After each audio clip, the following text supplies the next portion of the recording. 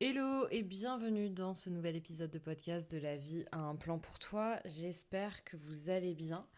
Aujourd'hui, j'avais envie qu'on parle de quelque chose que je suis sûre vous avez déjà vécu, quelque chose que peut-être vous n'avez jamais vraiment réussi à expliquer, ni à vous-même, ni aux autres.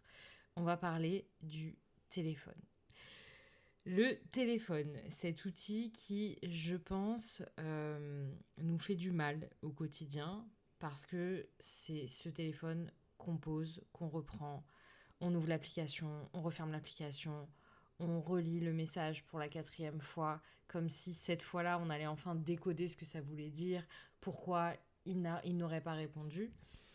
On va parler du corps, du ventre noué, du fait que ça foire nos soirées, de la petite voix qui tourne en boucle dans notre tête, et on va parler de pourquoi tout ça se passe vraiment neurologiquement, biologiquement, et surtout de ce que ça veut dire pour vous et pour la suite.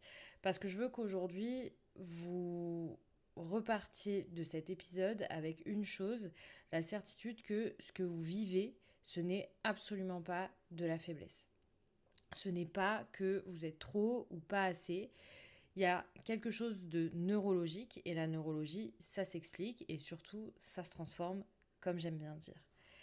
Donc, je vous invite à vous installer parce que dans cet épisode, on va vraiment prendre le temps qu'il faut. Je ne me définis pas comme une grande scientifique, néanmoins, j'ai étudié les neurosciences et ce qu'on vit dans la dépendance affective, on ne peut pas juste le savoir, on ne peut pas juste conscientiser, on ne peut pas juste être dans la tête.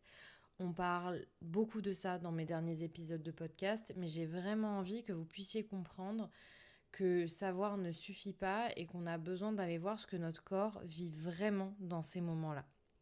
Donc, je vais commencer par vous poser une question. C'est est-ce que vous vous souvenez d'un moment précis, et je pense que vous n'avez pas besoin d'aller chercher très très loin, parce que c'est possible que ça se soit passé très récemment, où vous attendiez un message de quelqu'un qui comptait pour vous, et où l'attente était tellement insupportable que vous n'arriviez plus à vous concentrer sur rien d'autre. Peut-être que c'était le soir après un rendez-vous qui s'était bien passé, peut-être que c'était après une dispute, et vous attendiez de savoir si les choses allaient enfin se calmer, si vous alliez obtenir une réponse. Peut-être que c'était juste sans raison apparente, parce que la personne n'avait pas donné de nouvelles depuis plusieurs heures et que votre cerveau avait décidé à ce moment-là que c'était une urgence. Et dans ce moment-là, qu'est-ce que vous faisiez ? Il y a de fortes chances que vous soyez dans ce mécanisme-là qui est devenu trop fréquent à mon goût, où on regarde le téléphone, on le pose, on le reprend, on ouvre l'application, on regarde les messages, on referme le message, on essaye de regarder une série, mais finalement on n'arrive pas à se concentrer, on essaye de lire, mais on relit la même phrase depuis 10 minutes, donc on relit la même page, et à un moment on a sûrement même rouvert la conversation pour relire tout le cheminement de la conversation encore une fois, comme si cette relecture allait enfin nous apporter une réponse.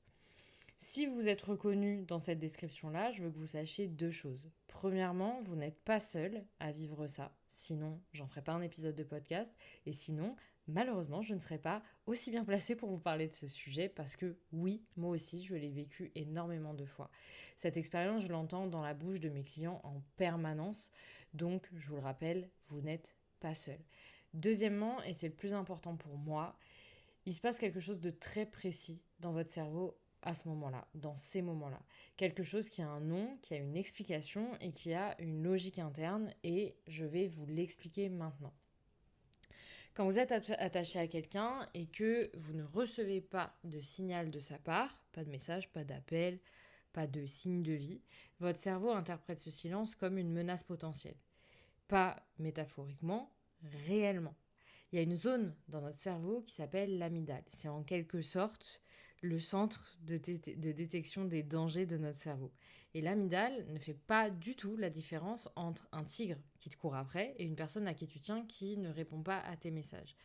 Pour elle, le silence d'un être d'attachement, c'est une information inquiétante. C'est une alerte. Donc, elle s'active et quand l'amygdale s'active, elle déclenche une cascade. Ton cortisol monte, c'est l'hormone du stress, ton système nerveux passe en mode alerte et on se retrouve dans un état de vigilance accrue qui ressemble à de l'anxiété parce que c'est exactement ça.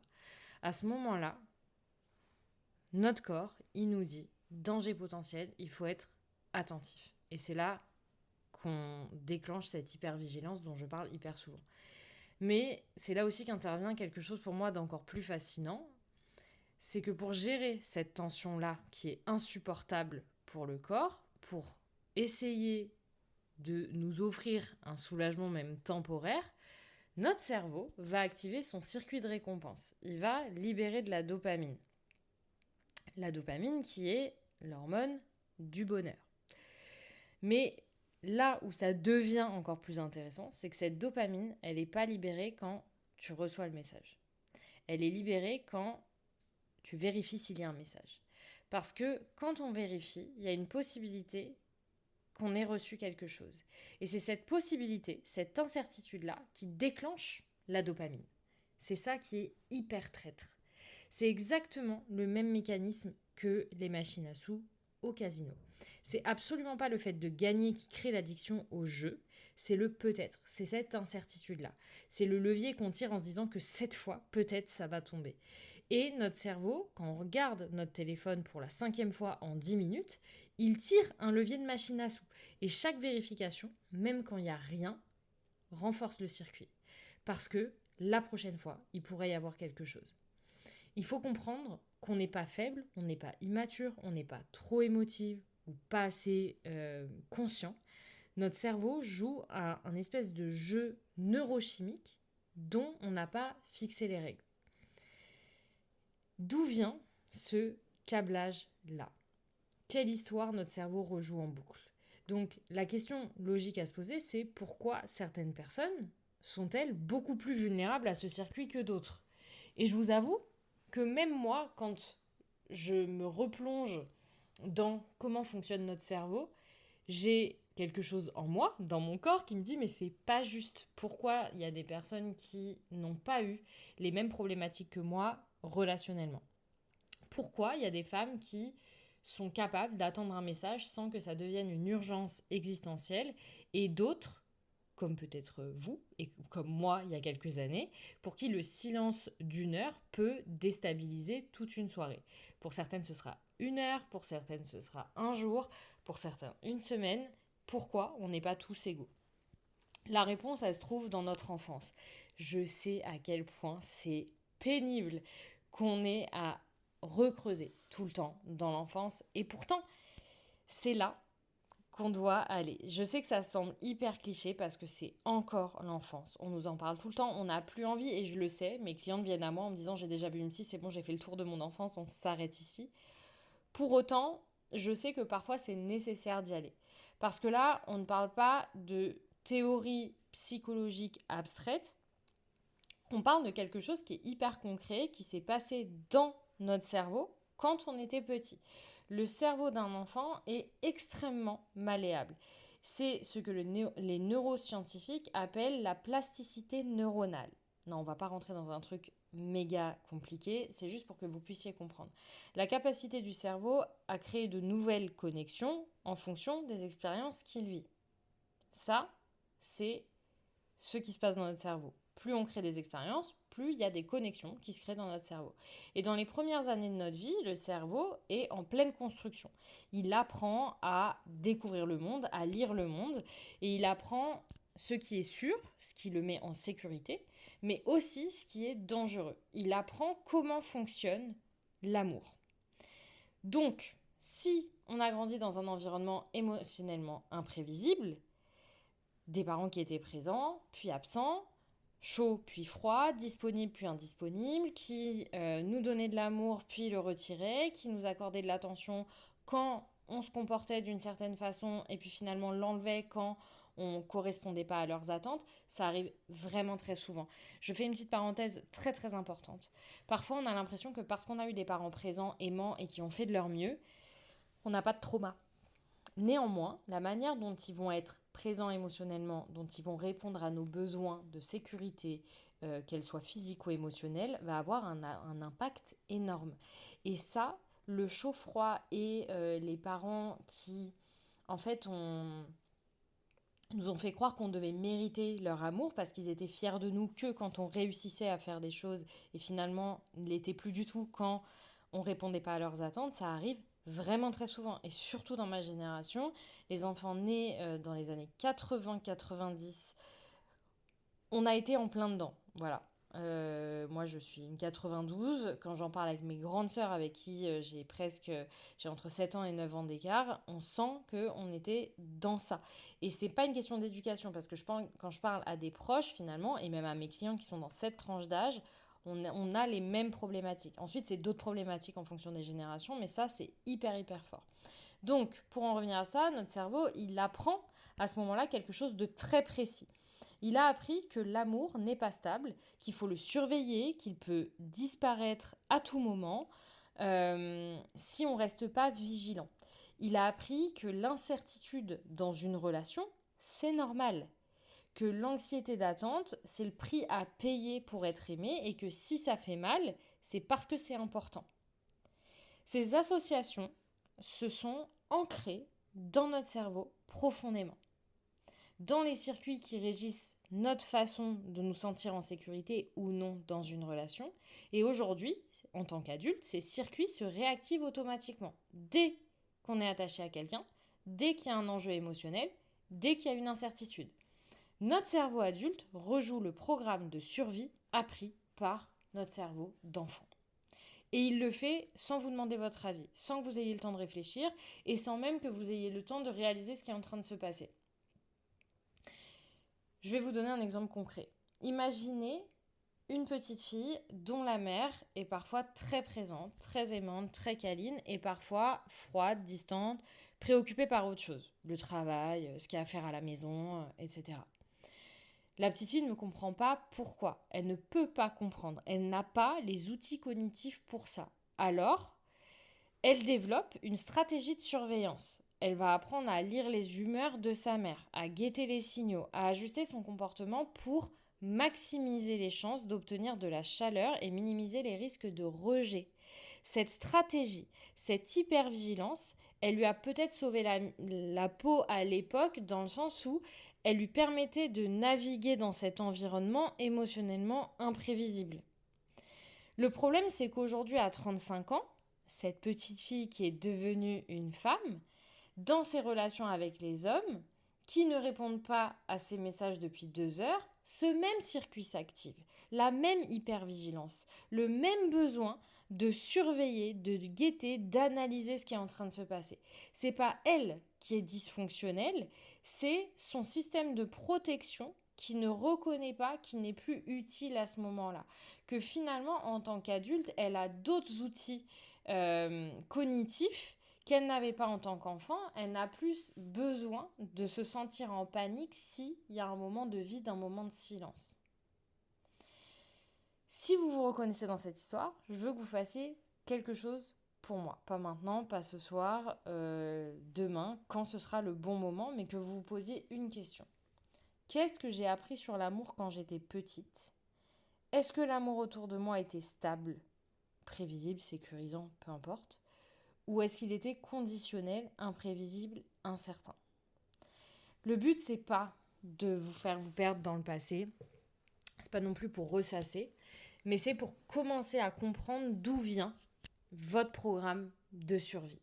On a tous des programmes de survie. Parce que comprendre son programme, comprendre son mécanisme, c'est vraiment la première étape pour pouvoir le changer. Il y a quelques semaines, je faisais un épisode de podcast en disant que sortir de la dépendance affective, c'était pas une question de volonté. Et c'est d'ailleurs de ça dont on va parler maintenant, c'est vraiment ce truc de pourquoi se répéter arrête de stresser ne sert à rien dans ces moments-là. C'est vraiment quelque chose que je veux déconstruire aujourd'hui. C'est cette croyance hyper répandue, hyper tenace, et pour moi presque cruelle, c'est la croyance que si tu veux, tu peux, quoi. Si on veut vraiment arrêter, on peut. Arrêter de regarder son téléphone, arrêter de s'inquiéter, arrêter de ruminer. Si on avait suffisamment de volonté, de maturité, de confiance en soi, on pourrait juste décider de ne plus faire ça. Et quand on n'arrive pas à arrêter, quand on reprend son téléphone malgré soi, quand l'anxiété revient malgré tous nos efforts, on en conclut qu'on est faible, qu'on manque de quelque chose, que les autres y arrivent mieux que nous. Et je veux vraiment qu'on démonte ça ensemble. Là, je vais utiliser un terme technique. Notre cortex préfrontal, c'est la partie de notre cerveau qui est responsable de la pensée rationnelle, de la prise de décision, du contrôle.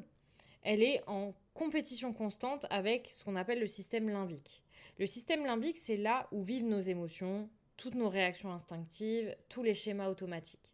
Donc vous voyez, il y a vraiment deux endroits dans le cerveau qui luttent l'un contre l'autre. Tout ce qui est rationnel, c'est d'ailleurs très souvent pour ça que vous avez toute une partie de vous qui dit « mais je sais, je comprends, je sais que je ne dois pas y retourner, je sais que je ne dois pas lui écrire, etc. » Et pour autant, vous avez toute une partie, quand vous vous mettez en mode survie, qui vous pousse à faire tout ce que vous ne voudriez pas faire. Ok ? Donc, le problème, c'est que quand vous êtes en état de stress ou d'anxiété, quand le cortisol est élevé, l'hormone du stress, je le rappelle, quand l'amygdale est activée, le cortex préfrontal perd de son efficacité. Votre capacité à vous raisonner diminue littéralement. C'est pour ça que dans ces moments-là, même si vous vous dites arrête de regarder son téléphone, ça sert à rien, vous le regardez quand même. C'est pas que vous ignorez ce que vous êtes en train de dire, c'est que la partie de votre cerveau qui pourrait imposer ce contrôle-là, elle est inactive, elle est hors jeu. Et vous dire d'utiliser votre volonté pour stopper une réponse de stress neurologique, c'est un peu comme vous dire d'utiliser votre volonté pour arrêter de transpirer quand vous avez chaud. La transpiration, c'est pas un manque de volonté. La réponse anxieuse non plus. Vous me pardonnerez pour ces exemples vraiment bancals. Ce qui fonctionne et ce qui va vraiment vous aider à recabler votre programme ne passera jamais par le cortex préfrontal et la volonté. Ça passera par le corps, par la régulation du système nerveux, ma passion du moment. Par des pratiques répétées qui vont apprendre à votre cerveau, expérience après expérience, que l'incertitude n'est pas une menace existentielle. Ça va passer par créer de nouvelles associations, de nouveaux circuits et une nouvelle façon d'être dans l'incertitude sans que ça déclenche l'alarme. C'est que l'incertitude puisse venir vous mettre dans un état de sérénité. Et ça n'a rien à voir avec la volonté, c'est du travail, c'est un travail très spécifique et un travail dont on va parler un petit peu maintenant. Donc, je vous parlais de la plasticité du cerveau. C'est pour moi la partie dont on parle trop peu et dont moi-même j'ai trop peu parlé ces dernières années. Maintenant que je me replonge dedans, je me dis c'est trop important de passer par le corps. Plus ça va et plus je me dis c'est nécessaire. J'avais besoin moi-même de passer par là pour comprendre à quel point c'était important. Jusqu'ici, on a parlé de ce qui ne va pas, de ce programme-là, du circuit, du câblage, de la dopamine, de l'hypervigilance. Mais maintenant, on va parler de la sortie. Et la sortie commence par une découverte scientifique qui a radicalement changé notre compréhension du cerveau humain et qui reste, je trouve, trop peu communiquée. Aujourd'hui, que ce soit dans le coaching, dans la thérapie et de manière générale dans le grand public, on devrait pouvoir avoir accès à ces informations. Donc je le disais, le cerveau est plastique. Pendant longtemps, on a cru que le cerveau adulte était figé et qu'après l'enfance, tous les circuits qui étaient mis en place ne bougeaient plus. Qu'on était en quelque sorte coincé avec cette version-là de nous-mêmes. Heureusement, c'est faux. Vous imaginez si, à partir d'une petite vingtaine d'années, parce qu'on dit que le cerveau se développe jusqu'ici, tous nos schémas étaient câblés, on ne pouvait plus changer, ce serait vraiment terrifiant. J'aurais plus de métier, d'ailleurs. En tout cas, c'est faux. Et les neurosciences des dernières décennies ont montré de manière répétée que le cerveau continue de se modifier, de créer de nouvelles connexions, de renforcer certains circuits, mais aussi d'en affaiblir d'autres, et ce, tout au long de la vie. C'est ce qu'on appelle la neuroplasticité. Ce que ça veut dire concrètement pour vous. Comment on peut comprendre ça de manière plus simple ? Les circuits qui se sont transformés et formés pendant votre enfance dans un contexte d'incertitude affective peuvent se transformer. Votre cerveau peut apprendre de nouvelles associations. Il peut apprendre que l'absence d'un message ne signifie pas une menace. Il peut apprendre que l'incertitude est tolérable. Il peut apprendre à se réguler différemment. Il peut apprendre qu'une séparation n'est pas la fin d'un monde. Il peut apprendre que la séparation n'est pas mourir. Mais, et c'est le mais qui est important, cette transformation ne se produit pas en comprenant intellectuellement que je suis en train de rejoindre un schéma d'attachement anxieux. Ça, vous le savez. La compréhension, c'est une porte d'entrée. Elle est nécessaire pour pouvoir faire ce chemin-là, mais elle n'est pas suffisante. Le cerveau se recable par l'expérience répétée. Votre corps a besoin d'être de nouveau confronté à des situations plusieurs fois pour ne plus se sentir en insécurité. Ça va passer par des pratiques qui créent encore et encore de nouveaux circuits, par un travail qui s'adresse au corps autant qu'à la tête, puisque le but c'est que les deux soient liés. Parce que les schémas d'attachement ne vivent pas seulement dans votre tête, ils vivent dans le système nerveux, dans les sensations, dans les ressentis. Et c'est d'ailleurs pour ça que vous avez l'impression que en fonction des personnes, vous allez avoir des frissons, la boule au ventre, des douleurs au dos, le corps qui se crispe, etc. Okay, c'est les réactions automatiques de votre corps. Ce qui va recabler le cerveau, c'est la régulation du système nerveux. Apprendre à revenir au calme physiologiquement et pas juste intellectuellement. L'exposition progressive à cette incertitude, sans déclencher la réponse d'alarme, va créer de nouvelles associations entre incertitude et je suis en sécurité. Le travail sur les croyances fondamentales, pas juste en surface, mais en les délogeant vraiment au niveau où elles ont été installées, et l'ancrage dans le corps, parce que le système nerveux apprend par les sensations, pas par les idées. Ok ? C'est pas rapide, c'est pas un chemin qui est immédiat. On ne peut pas mentir là-dessus, et quelqu'un qui vous dit que en 6 semaines, en 3 mois, en 6 mois, tout va changer, c'est vraiment mentir. Ça ne peut pas se faire en quelques semaines, mais c'est possible, vraiment. Et les changements, quand ils commencent à se produire, ne ressemblent pas à une décision, ils ressemblent à quelque chose qui s'est déplacé à l'intérieur de vous, à une façon différente de vous sentir, dans vos relations, dans les moments d'incertitude, dans vos réactions. Vous vous rendez compte que peut-être quelques mois auparavant, vous n'auriez pas réagi comme ça, que vous vous sentez plus calme à l'intérieur. Et je sais que c'est parfois difficile à expliquer. J'en parlais avec une cliente en début de semaine qui m'a dit « Je ne peux pas t'expliquer la sérénité que je ressens, je me sens différente ». C'est pas que vous n'allez plus jamais regarder votre téléphone, c'est que quand vous allez regarder votre téléphone et qu'il n'y a pas de message, votre corps ne va pas réagir de la même manière. Avant de vous parler de ce qui fonctionne vraiment et ce qui a fonctionné pour moi, je veux passer par ce que j'observe le plus souvent. Les stratégies qu'on essaie qui donnent parfois l'impression d'aider à court terme mais qui ne s'attaquent pas aux vrais problèmes. L'erreur numéro 1, c'est la distraction permanente. Ça, les gens qui nous racontent « Occupe-toi, ça va passer », de remplir son planning, d'aller au sport, d'appeler une copine, de regarder Netflix, tout pour ne pas rester seul avec ses propres émotions, avec son anxiété, et ça peut aider sur le moment, vraiment. Mais la distraction ne régulera jamais votre système nerveux. Elle va le contourner. Et dès que la distraction va s'arrêter, l'anxiété, vous allez la retrouver directement. Elle attendait juste là. Coucou, en fait, je suis toujours là. Donc ça, c'est une erreur. Et c'est pour ça que en coaching, je dis à mes clientes, arrêtez de vouloir faire des choses pour oublier. Confrontez-vous à vos pensées. Parce que plus vous allez les confronter, plus vous allez les transcender. Et plus vous allez les transcender, plus ça va être facile de passer par le corps pour relâcher. La deuxième erreur, c'est de chercher la réassurance.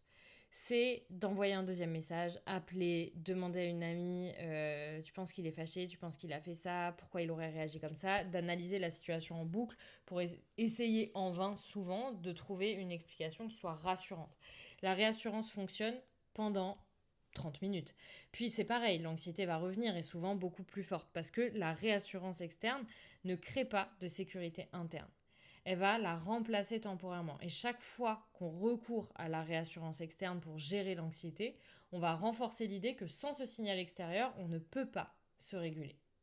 Et vous allez sans cesse chercher à l'extérieur une manière de vous réguler, ce qui ne fonctionnera pas, puisque tant que l'élément de réassurance sera là, ce sera ok. Dès qu'il va partir, vous allez être de nouveau dans votre anxiété. La troisième erreur, c'est vraiment l'analyse à l'infini. Comprendre, décortiquer, intellectualiser, analyser, relire, lire des livres sur l'attachement, suivre des comptes sur l'anxiété relationnelle, écouter des podcasts, identifier ses schémas, nommer ses blessures, tout ça c'est super utile. Mais si ça reste au niveau de votre tête, ça ne descendra jamais dans le corps. Et c'est dans le corps que les schémas vont vivre. L'analyse sans ancrage somatique, donc sans aller dans le corps, sans l'intégration dans le corps, crée de très bonnes prises de conscience, mais des comportements qui ne changeront pas. La question, c'est est-ce que vous vous reconnaissez dans une de ces erreurs-là ou dans les trois ? Et je ne vous pose pas cette question pour vous faire culpabiliser. Je vous la pose parce que si vous vous reconnaissez, c'est hyper précieux de le savoir parce que ça vous dit où vous en êtes dans le travail et ça vous montre vers quoi vous dirigez aussi. Donc, je vais vous donner 3 leviers. Des choses que vous pouvez commencer à travailler dès maintenant. Ce n'est pas des solutions magiques. Je ne suis toujours pas la reine des solutions magiques, je n'en ai pas, personne n'en a, mais des directions concrètes qui vont s'appuyer sur ce qu'on comprend du fonctionnement neurologique. Donc le premier levier, c'est ce qu'on appelle la régulation physiologique avant la pensée. Je m'explique. Quand vous êtes dans un pic d'anxiété, quand le ventre se noue, je donne toujours cet exemple parce que c'est le mien, mais ça peut être autre chose chez vous. En tout cas, votre déclencheur physique de là, je sens l'anxiété monter, et que vous regardez votre téléphone pour la 5e fois, la première chose à faire n'est pas d'essayer de vous raisonner, c'est de réguler votre système nerveux physiologiquement. La technique la plus simple et la mieux documentée, c'est l'expiration longue. Je sais que pour beaucoup, c'est hyper soit perché, soit c'est un non-sens, soit, vu qu'il y a de l'anxiété, vous avez peut-être du mal à être dans votre corps et dans votre respiration, mais c'est l'expiration longue. En fait, il faut vraiment comprendre, et moi j'étais comme ça, pareil, je n'aimais pas méditer, je n'aimais pas respirer, on parlait de cohérence cardiaque, c'était pas mon monde. Pour autant, depuis que je pratique et que je me suis dit, allez, on va essayer, ça sauve ma vie. La respiration, c'est vraiment un outil incroyable. Donc, enfin le souffle de manière générale d'ailleurs. Donc l'expiration longue, c'est inspire sur 4 temps, expire sur 8. La longue expiration active le nerf vague. Le nerf vague, c'est le nerf principal du système nerveux parasympathique. Je ne vais pas rentrer là-dedans aujourd'hui, mais en tout cas, ça va permettre d'envoyer un signal de sécurité à votre cerveau. C'est littéralement du recablage en temps réel. C'est pas de la pensée positive, c'est pas se convaincre que tout va bien, c'est de la biologie et ça marche. Mais ça demande de la pratique. C'est comme tout. Peut-être qu'au début, il va vous falloir vraiment du temps pour que cette respiration, elle devienne un levier sécurisant. Mais au début, c'est peut-être pas le cas. Ok, donc ça demande de la discipline et de la pratique. Ensuite, le deuxième levier, c'est de nommer l'expérience sans s'y identifier. Il y a une différence énorme entre je suis anxieuse et je remarque de l'anxiété à l'intérieur de moi. La première formule, c'est que vous fusionnez directement avec l'état d'anxiété. La deuxième, c'est que vous créez une légère distance entre vous et la réaction d'anxiété. Cette légère distance, même infime que vous allez mettre, active le cortex préfrontal. Elle va permettre à la partie observatrice du cerveau de s'impliquer, même modestement. Donc la pratique concrète, c'est la prochaine fois que tu regardes le téléphone de manière compulsive, dis-toi, à voix haute si tu peux, je remarque que mon cerveau cherche de la réassurance, c'est de la dopamine, c'est un circuit, c'est pas moi, c'est un programme. Le but, c'est pas de se dire, du coup, je le fais pas. C'est en fait de se dire, ok, je fais un pas de recul, je m'observe et je vois au moment où je le fais, qu'est-ce que mon cerveau cherche à ce moment-là. Et en fait, de mettre de la conscience, d'être beaucoup plus conscient sur le pourquoi on agit, ça permet de faire un pas de recul et de ne pas s'identifier dans l'expérience. C'est pour ça que dire oui, moi je suis dépendante affective, non, en fait, il y a un truc de ok, je sens que là, je suis dans un mécanisme d'attachement anxieux. C'est ok en fait de se dire ce sont que des mécanismes, mais ça ne m'identifie... Oui, je ne m'identifie pas à ça, ce n'est pas mon identité. Ok ? Le troisième levier, c'est de construire de la sécurité interne par l'action répétée. Je l'ai dit beaucoup pendant cet épisode de podcast. Mais en fait, c'est vraiment ça. Le système nerveux, il a besoin... c'est comme tout. Si vous sautez en parachute pour la première fois, vous allez avoir peur. Et en fait, plus vous allez le faire, et moins vous allez avoir peur. C'est exactement ça qui se passe. Vous allez moins avoir peur parce que le système nerveux va se sentir de plus en plus en sécurité puisqu'il va voir que rien ne se passe de grave. La sécurité interne, c'est le fait de se sentir suffisamment bien avec soi-même pour que l'absence d'un message ne constitue pas une urgence. Encore une fois, ici, je prends cet exemple de pas de message, mais vous pouvez le transposer à tout, évidemment. En fait, il ne faut pas que ça...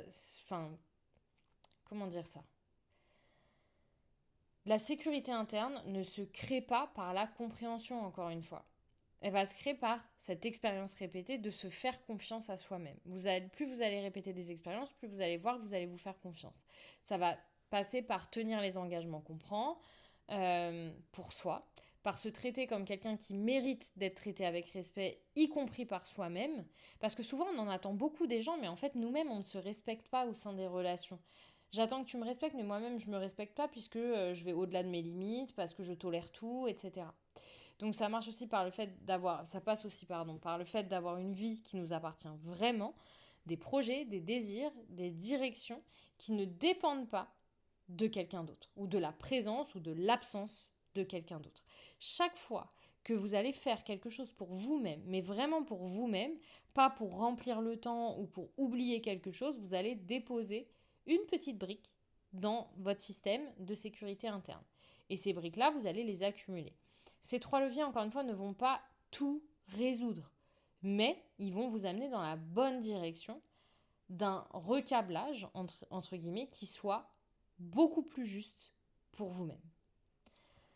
Je veux finir cet épisode par quelque chose d'important. On a fait beaucoup de chemin juste aujourd'hui. Vous ne vous en rendez peut-être pas compte, mais ça fait combien de temps que je parle ? Plus de 30 minutes que je parle. Et on a parlé de neurologie. C'est beaucoup d'informations. Neurologie, amygdale, dopamine, etc. Ça fait beaucoup d'infos. Et pour autant, c'est très important. On a parlé de l'enfance, de ce qui s'est passé très tôt dans votre vie. On a parlé de ce qui ne marche pas, la volonté, la distraction, la réassurance. Mais on a aussi parlé de ce qui pouvait changer. Mais je veux être honnête sur une chose. Comprendre tout ça intellectuellement en écoutant cet épisode de podcast, ça va vous ouvrir une porte. Et j'espère sincèrement que tous mes épisodes puissent ouvrir plein de portes. C'est réel, c'est utile et je suis sincèrement reconnaissante de toutes les personnes qui m'écoutent. On est tellement nombreux. Voilà, chaque semaine, il y a de nouvelles personnes qui arrivent. Chaque semaine, j'ai des messages par rapport au podcast. Je suis sincèrement reconnaissante et heureuse que vous écoutiez mes podcasts.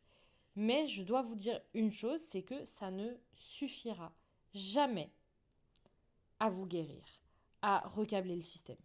Ce qui va vous aider, c'est un travail structuré, répété, ancré dans le corps et dans la vraie vie d'ailleurs, dans vos vraies soirées. Pas seulement quand vous êtes avec vos écouteurs en train d'écouter cet épisode de podcast, mais ce qui va vous aider quand vous êtes dans le dur à 1h du matin, quand vous êtes dans le dur le matin au réveil, dans vos vraies conversations difficiles, dans vos vrais moments où l'anxiété va monter et que vous allez avoir besoin de quelque chose de concret pour vous réguler.